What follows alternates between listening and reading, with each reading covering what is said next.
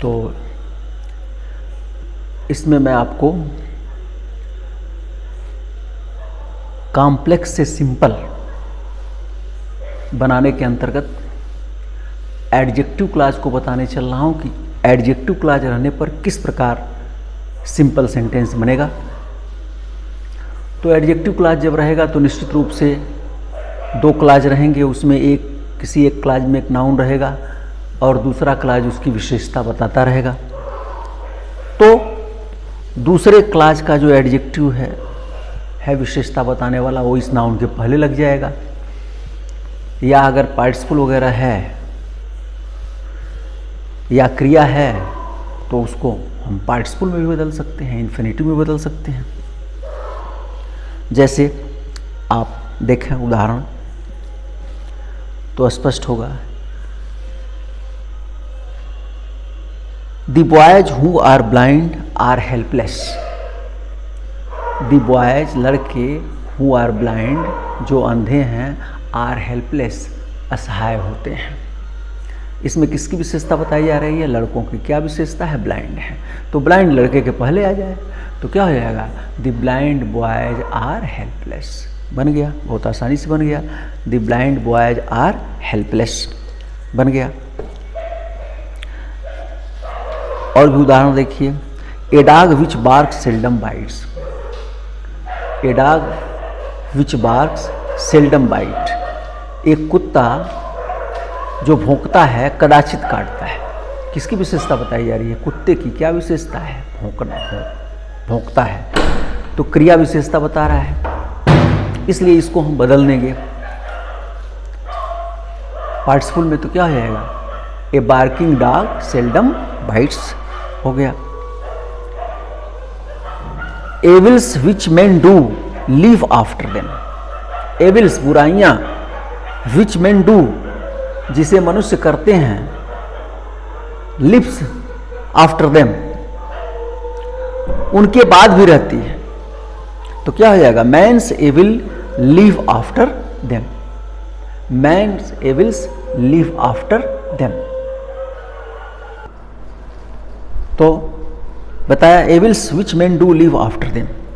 बुराइयां जो मनुष्य करते हैं, लिव आफ्टर देम उनके बाद भी रहती है, यानी मनुष्य की बुराइयां उनके बाद भी रहती है। Men's evil live after them. I do not believe the statement you gave. I do not believe the statement you gave. इसमें किसकी विशेषता बताई जा रही है? स्टेटमेंट की, जो आपने दिया है। तो क्या हो जाएगा? आई do not believe your statement that you gave. तो सीधे सीधे हो गया, आई do not believe your statement.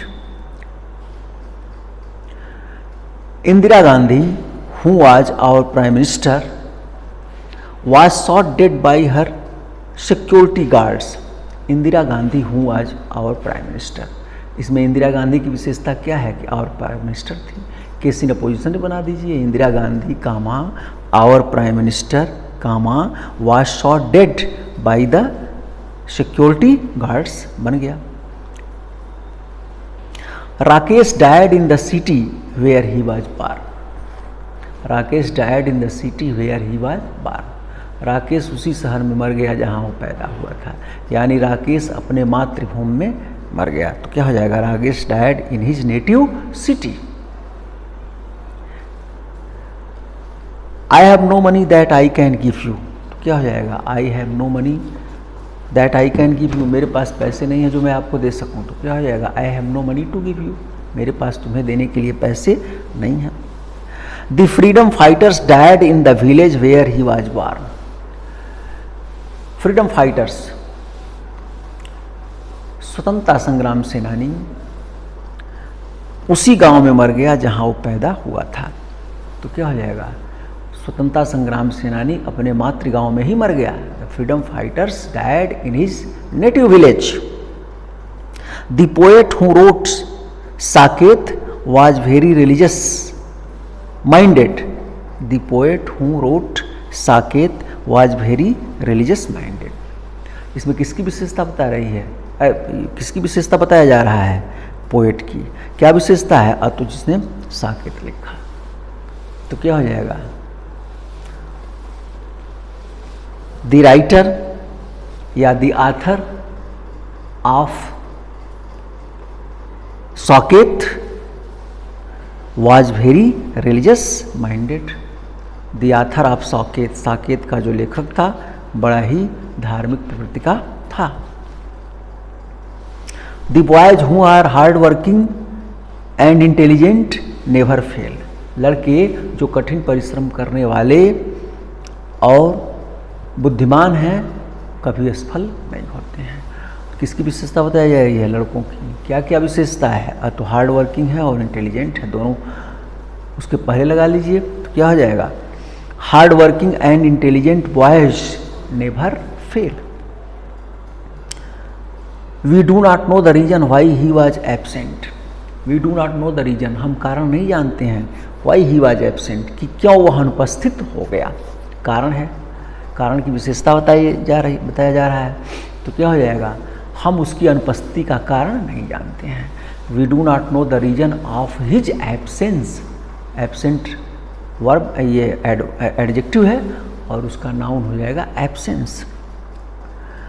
The man who are self made are always respected. किसकी विशेषता बताई जा रही है? मैन की। क्या है? सेल्फ मेड है तो क्या हो जाएगा? Self made man are always respected. Self made man are always respected. Can you tell me the place where Mohan lives. क्या आप मुझे वह स्थान बता सकते हैं जहां मोहन रहता है? तो क्या हो जाएगा?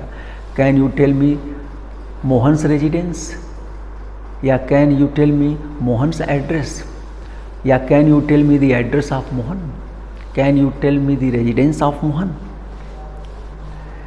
ए man who is prudent is always respected.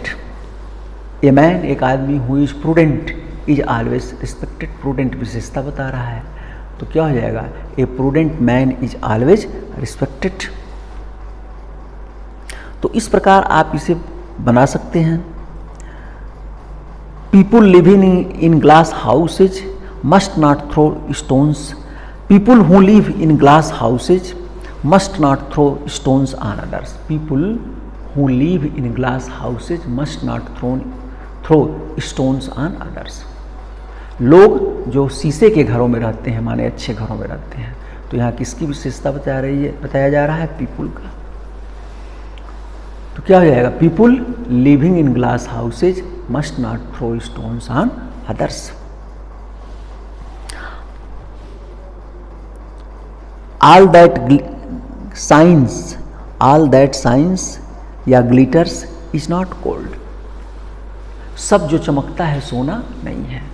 तो क्या हो जाएगा? Every glittering thing is not gold. सभी चमकने वाली चीज सोना नहीं है। A slate which is broken is not needed. A slate, एक स्लेट उसकी क्या विशेषता है? तो विच इज ब्रोकन, जो टूटी हुई है, इज नॉट नीडेड। तो क्या हो जाएगा? स्लेट की विशेषता क्या है? ब्रोकन। तो हो जाएगा broken slate is not needed, बन गया। I once saw a man who was walking on a rope. I once saw a man, एक बार मैंने एक आदमी को देखा, who was walking on a रोप, जो एक रस्सी पर वॉक कर रहा था, चल रहा था। तो किसकी विशेषता है? आदमी की। क्या विशेषता है? तो वो रस्सी पर चल रहा था। तो क्या हो जाएगा? आई once saw a man walking on the rope. Walking on the rope man की विशेषता बता रहा है, उसके पास आ गया। We saw a few trees which were laden with fruits. हमने कुछ वृक्षों को देखा जो फल से लदे हुए थे। वृक्षों की क्या विशेषता थी? फल से लदे थे। तो हो जाएगा we saw a few trees laden with fruits.